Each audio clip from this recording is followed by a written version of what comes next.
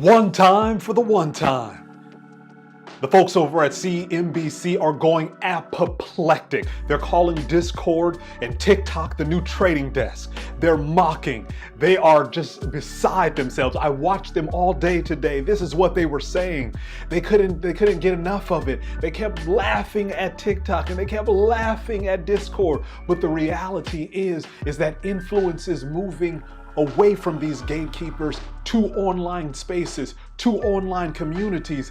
They may be laughing today, but they're going to be looking back tomorrow, and it's with astonishment, with wonder at what's taking place. Gatekeepers are losing control, and the power is being shifted online to digital communities, to digital spaces. They may be laughing today, but let me tell you, the gatekeepers tomorrow will wonder, how did all the power slip away?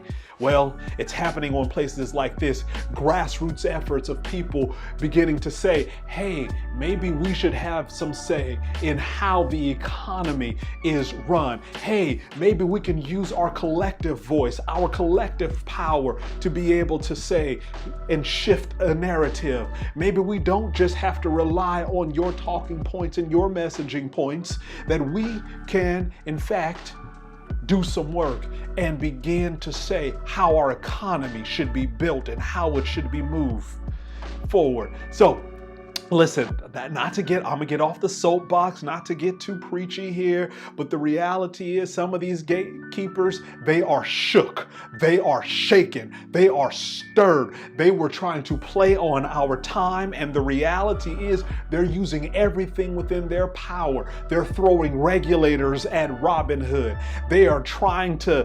They're going to try to do it with some of these other social media apps, but listen, it's okay.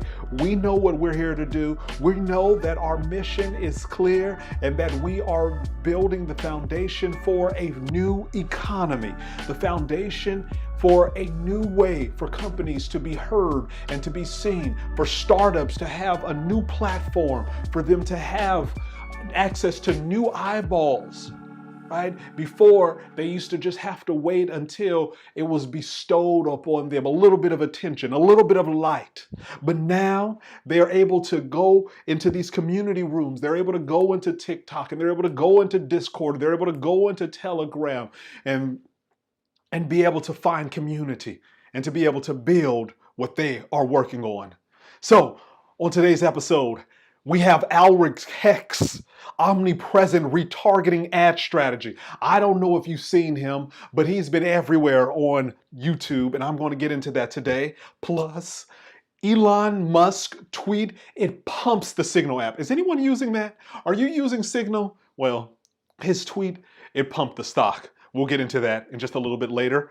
Plus, we're going to be talking about how you hire a leader. We're going to be taking advice from Jonathan Swanson, who wrote and penned this wonderful Medium post about it. In case you don't know, Jonathan Swanson, he's the founder and chairman of Thumbtack. Yeah, impressive resume right there. And carried heavy, we'll take a look at startups who are flexing on VC markets, gig wage, Dina Care, and Alula. Shout out to everyone who is popping bottles and naming yachts today. Where are the builders? Who's launching startups that will shake the room, set the tone, create the agenda? I'm feeling it today. Are you prepared to carry heavy? I'm reading Investopedia about Veblen Goods. Do you know what that is? Get on it. I'm booking language tutor on italki. I'm honing my elevator pitch. I'm signing up for masterminds. My mind is set to warp speed.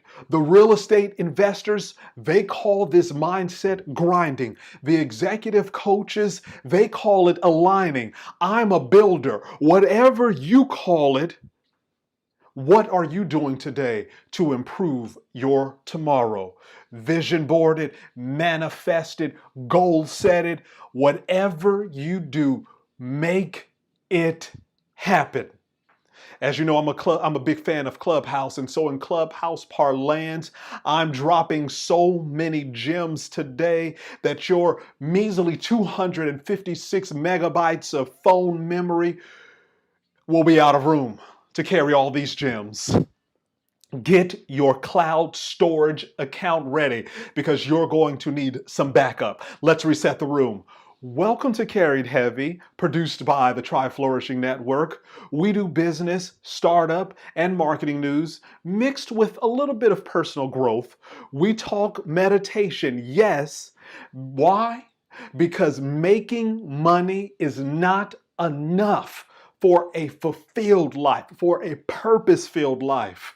And for many of us, we learned that lesson all too late. We spend so much time, all of our focus on the one M, money M, and not enough time on the mindfulness M, on the meditation M, on the cultivation of an interior life, some values, some ethics. So, if this is your first time here, buckle up. I invite you to stay. Go grab you a drink.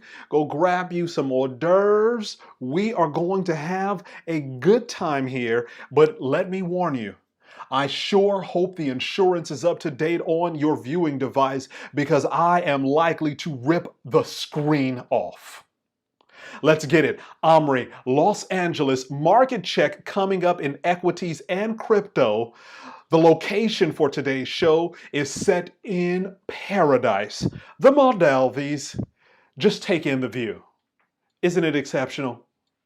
The ROI on the insights, gems dropped, and vibes shared on today's show is a staggering 16.39%.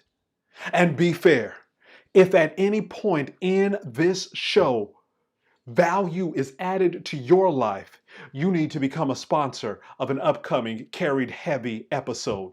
Visit tryflourishing.org to do so. Sponsors select the location and the ROI for each episode.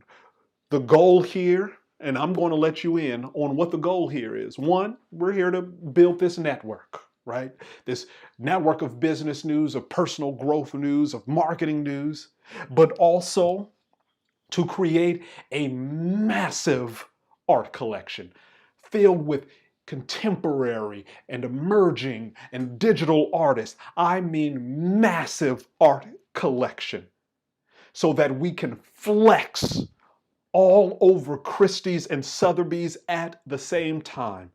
And the best part about it is that we can do it together. We can build that art collection that carries all over the art world.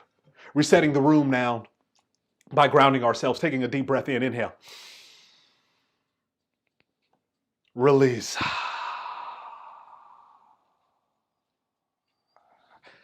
Our equities check, the Dow is down 89.28 points to 31,008.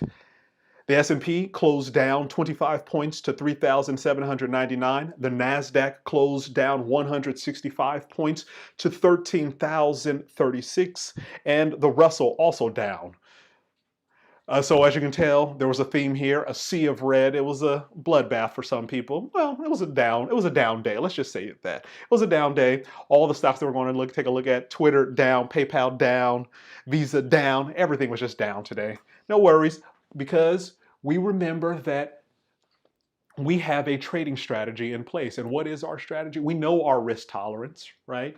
So we know that there will be some up days and some down days. And we don't just go instantly, reactively trying to go sell just because the market had one down day. That's not how we do it. We remember our risk tolerance. We have an investment strategy. We know our time horizons. We know the basics to keep going, right? This is not even a setback. It's just a blip on the radar. Moving on. Crypto markets never sleep. They're still open. Well, there's been a massive retracement for Bitcoin. Over the weekend, it surged to over 40,000. It's down to back 34,000. Ethereum retraced some too to about 1,062 currently. The market for the entire crypto space is down 9.7%. BTC dominates 68%. ETH dominates 12.8%. ETH gas 54 GUI. If you don't know what any of that meant, you are slacking. Those people on CNBC, they're going to try to tell you that this is a sham, that this is some fool's gold. But I am here to tell you, crypto is laying the foundations for the future. Get in on it today. All right. Shifting gears a little bit. Let's take a deep breath in. Inhale. And release.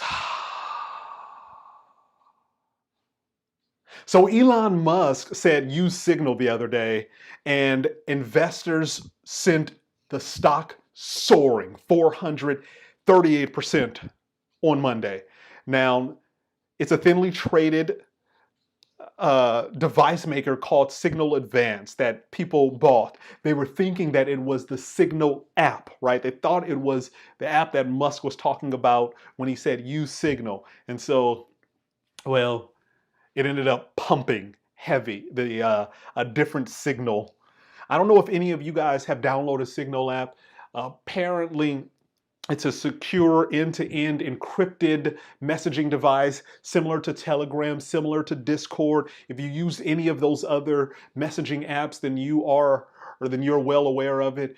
It's positioned as the anti-Facebook. So Facebook, they have WhatsApp. Signal is presenting themselves as the alternative version to that. There are many of these private messaging group apps that are popping up everywhere. As I said, Signal, Telegram, Discord. There are many others out there. Musk is saying use this one. I downloaded it today. I don't know if you've downloaded it. I don't know if you use it. But let me tell you, I've had, I don't know anybody else on there. So if you are on Signal, let's link up, because I don't know anybody else on there.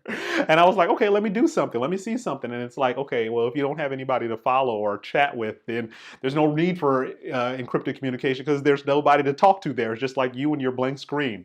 But that's neither here nor there. So if you happen to buy Signal Advance based upon what Musk tweeted to use Signal, let me tell you, you're probably in the wrong space, right? You may want to take a look at what you bought. All right, taking a deep breath in, inhale. And release.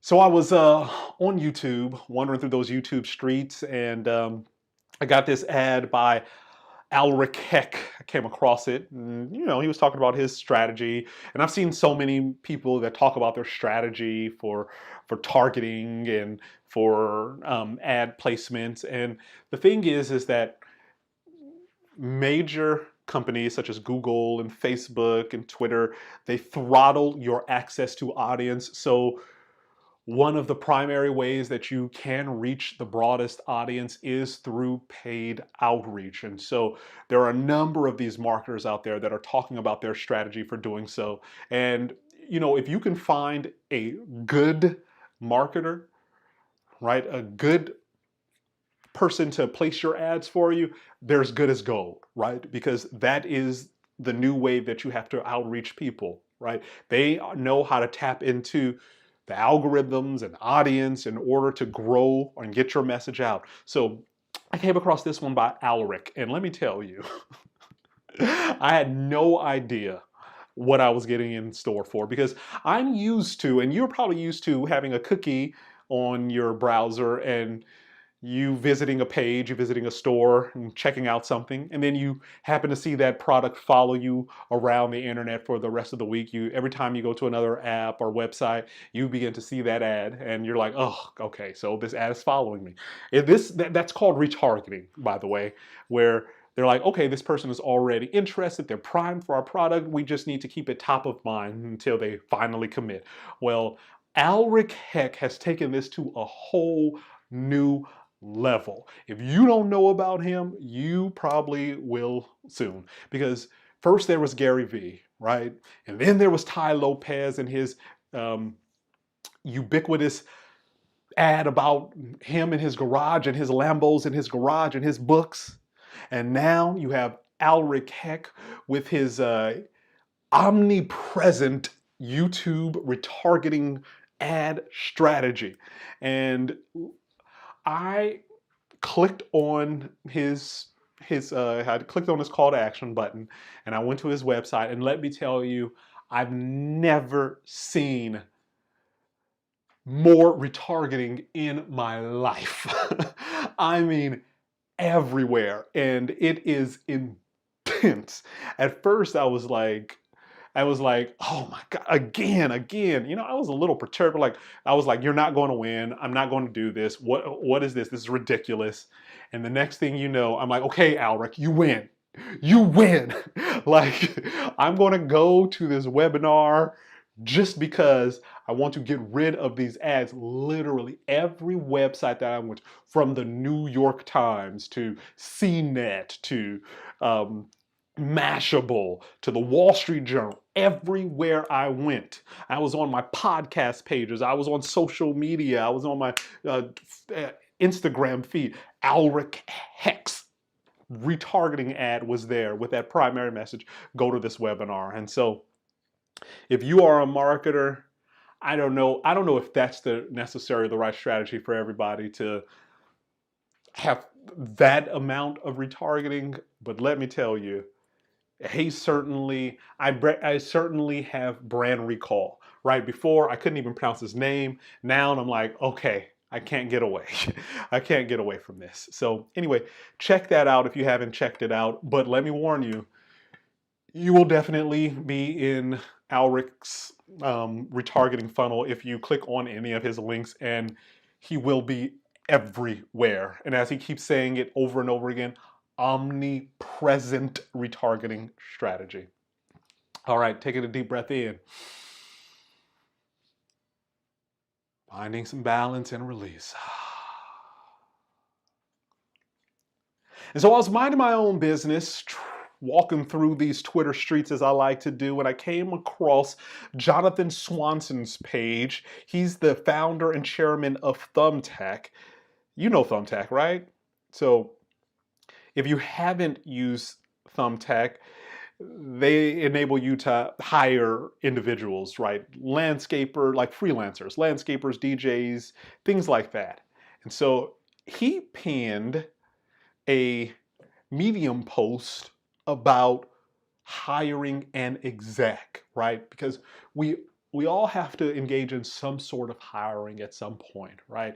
Whether it's for a company or whether you're hiring a maintenance person to work at your house and to do some maintenance around, we all have times where we have to hire individuals. So he outlined this, where he says that hiring for executives, they're just too polished, right? The executives that they're hiring, they know what to say, they know all the right tricks to say. And he says, how can you go a little bit deeper? So here's what he writes. He says, forget about the traditional interviews. Execs are polished, so it's hard to uncover their weakness in a few hours of interviews.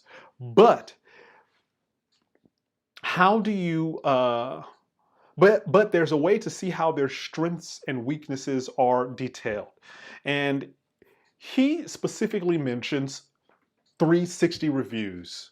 He asked potential new hires to tell him about their last 360 review, right? So that way he can better gauge their strength and weakness. So if you haven't been familiar with the 360 review process, it's where not only do you offer feedback to your direct reports, but they also provide feedback to you about your direction, about how you manage and how you lead. And so if you've never experienced a 360 review, for some people in positions of authority, it could be a bit unsettling, right? And so that's one way that he uses to weed out individuals, is that if they haven't received a 360 review, then how have they received feedback from deep within the organization? And so that's one thing that you may want to consider adding to your repertoire, right? Thinking about that, asking that question, tell me about the last 360 interview you took. And his point number 2 is to scale outbound 10x. I don't know if he's been hanging around Grant Cardone and Grant's 10x strategy, but um, Jonathan Swanson is here saying, scale your outbound 10x. He says, top executives are hard to find. You need to widen your search far beyond what you do for internal candidates. When I was searching for a board member for Thumbtack, he says, I sent 83 inquiries like this to high value contacts by following this method.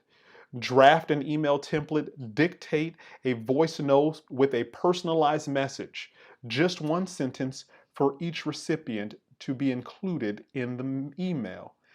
Task your EA with adding the notes to emails and sending them out for you. Using this method, you can send 100 personalized emails in an hour instead of 10 hours.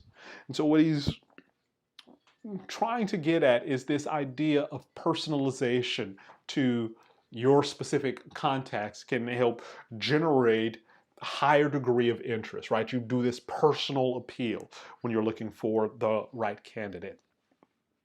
So that's strategy number 2. And then his third strategy is to calibrate to the top 1%. Because most execs present well, he writes, it's nearly impossible to extract a signal from them unless they've calibrated your search against top talent, right? And so that's one thing that we've seen come up again and again and on this show is how are we measuring? What metrics are we used to measure?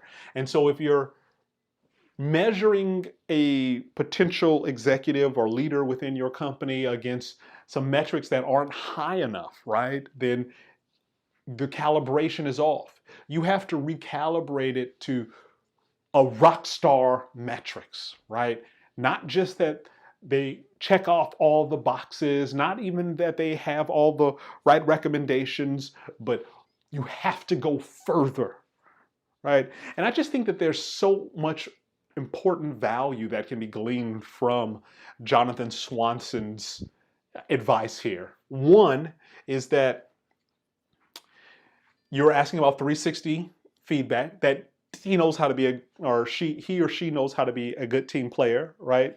They know how to work within a youth institution without trying to burn it down. 2, that you are expanding your network, right? Especially in today's society, today's age, where all the corporations are championing ESG and having a more affirmative workforce, then you have to do that work in order to go beyond just your small network. You have to do some other traditional approaches as well. And then 3, recalibrating your metrics, right? You have to have all-star metrics for all-star talent, period. Right? So remember those 3 tips when you are considering your next candidate for a leadership position. All right, taking a deep breath in, inhale. And release. And so it's time to see who's carrying heavy today.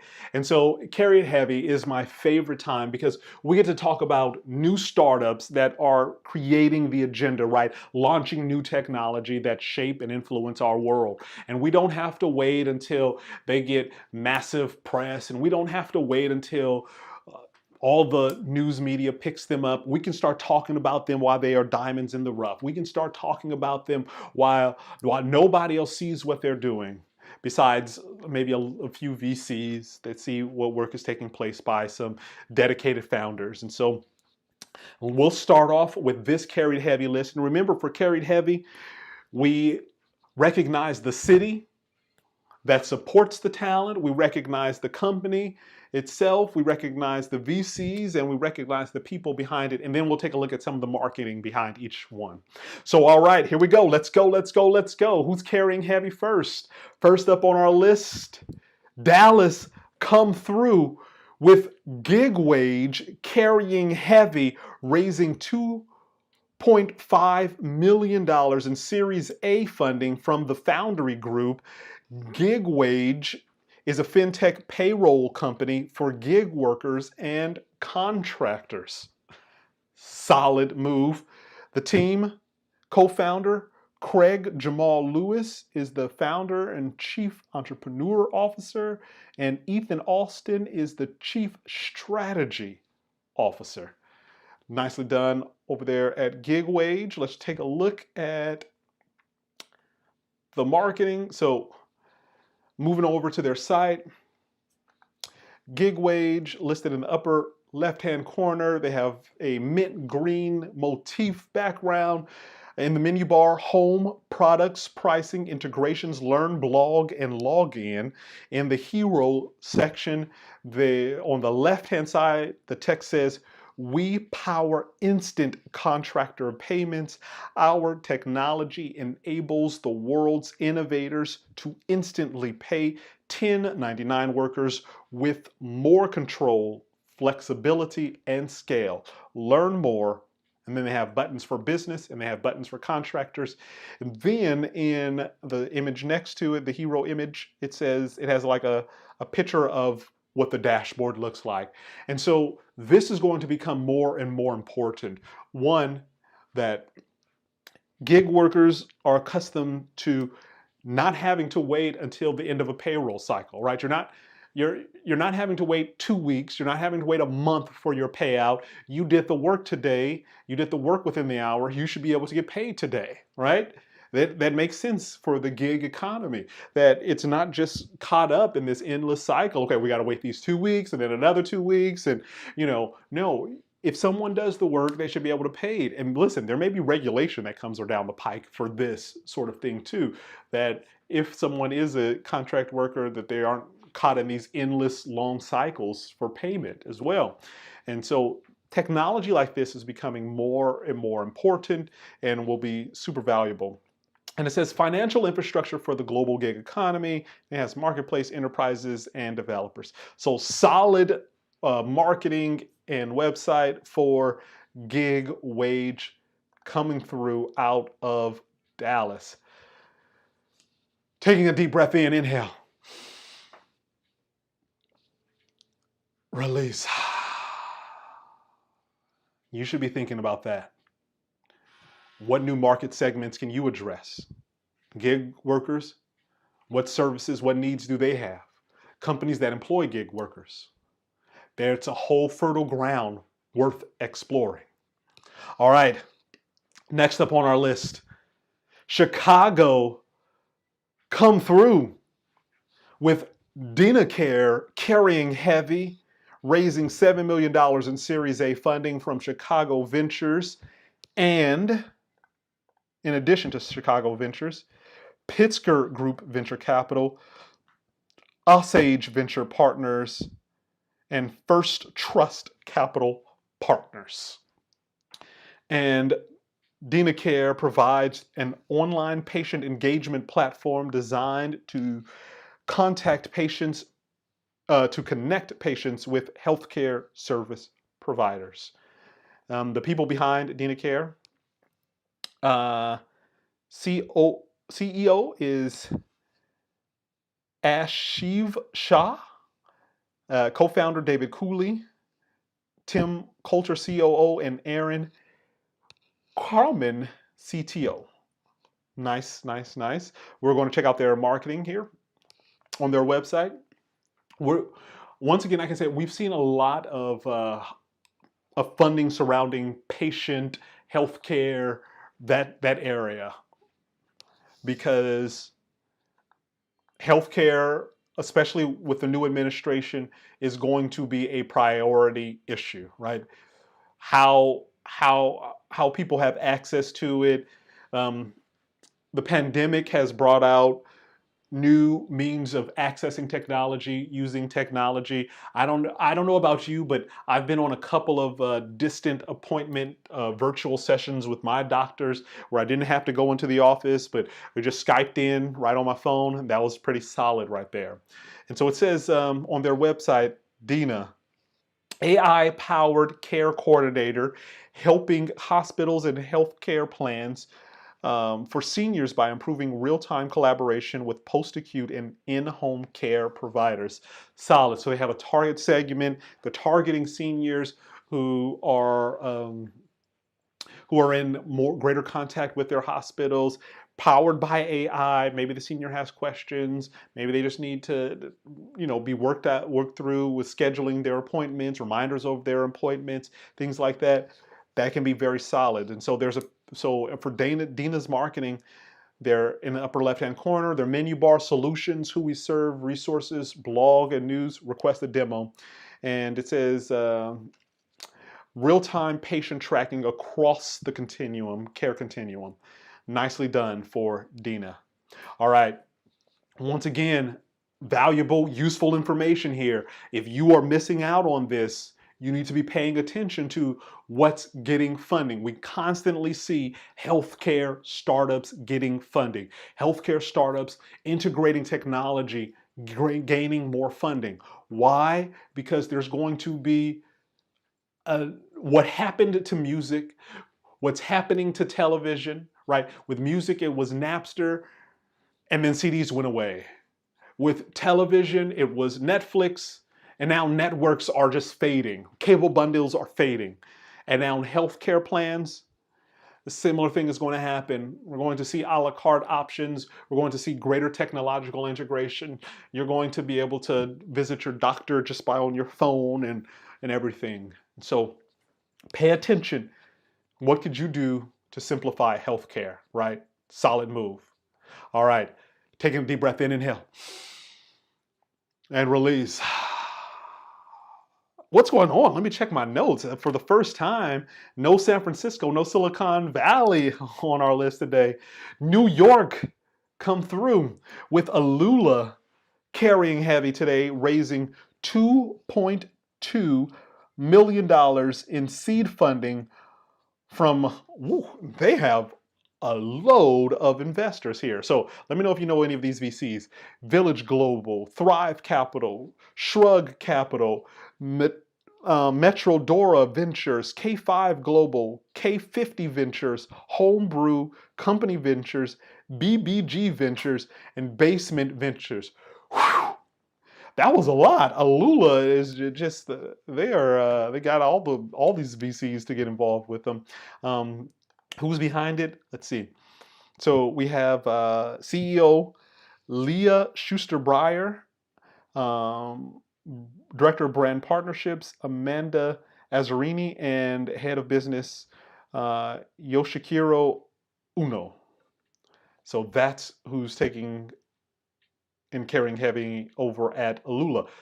Once again, let's check out the website for the marketing. Alula in the upper left-hand corner, menu bar, shop, finding the words, content library, and about. And it says, making cancer less lonely in their hero section. It says Alula supports patients, families, and friends through the entire life cycle of cancer, from diagnosis to treatment to recovery, and sometimes, in parentheses, bereavement. More coming spring 2021. Alula. Wow.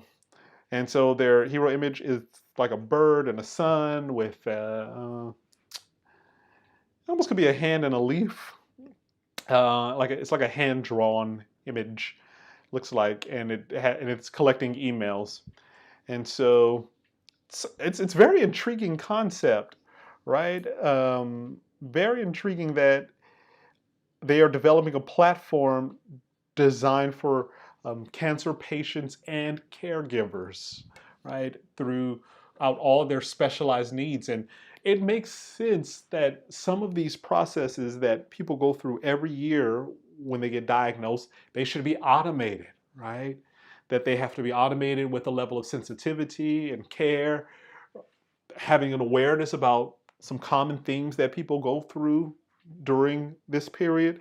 This is very solid, right? And we'll probably see this begin to pop up more and more. What used to just be done by specific, cancer-related organizations or health-related organizations, will increasingly see apps begin to tackle some of these issues, to talk about the specific needs of patients during this particular time, right? And it seems like it's a very wise way to proceed. Um, so you may be thinking, what can I get from this? What can I extract from this? There are a host of health issues that currently people are going through alone, right? And if you can create a seamless process, a seamless app to help people manage, to help people find community, to provide resources, to onboard people through the process and provide them with support, that could be a gold mine.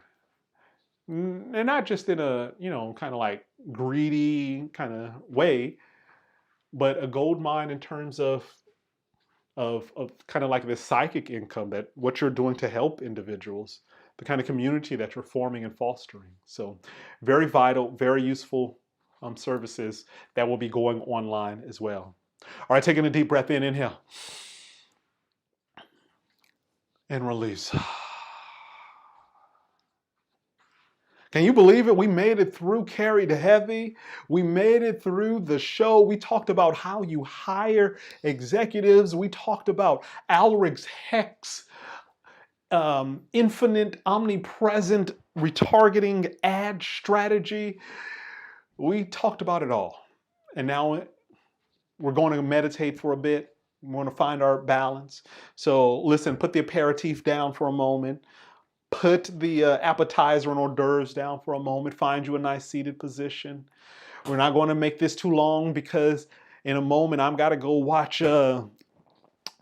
Bloomberg Daybreak Middle East, right from Dubai, because I need to watch Manis Cranny and Yusuf Gamil Aldin just like put on a swag show.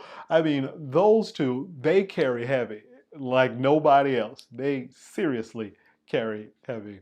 All right, but let's meditate first. Coming into an upright and comfortable seated position, taking a deep breath in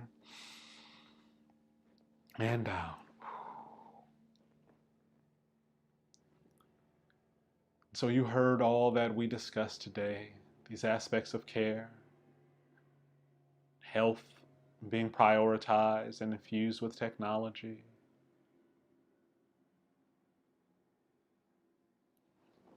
How do you find a place of balance in the midst of all that?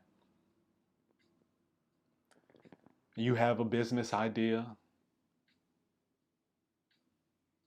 It's time to bring it to bear. It's time to create the pitch deck. It's time to hone the elevator pitch. It's time to build out the team. This is your moment. Don't waste another day. This is your time.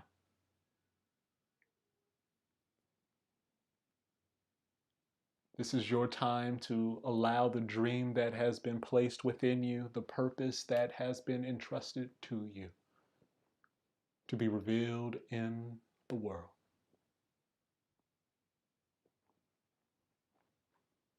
Don't allow this moment to pass.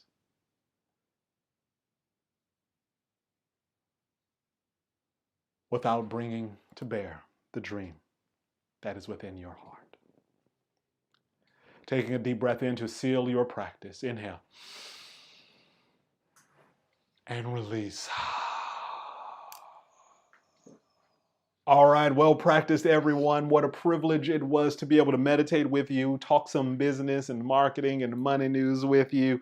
Listen, I really enjoyed this, but I got to go. I got to go prepare to watch Bloomberg Daybreak Middle East from Dubai with Manis Cranny and Yusuf Gamil Aldin. So until then, I will catch you next time.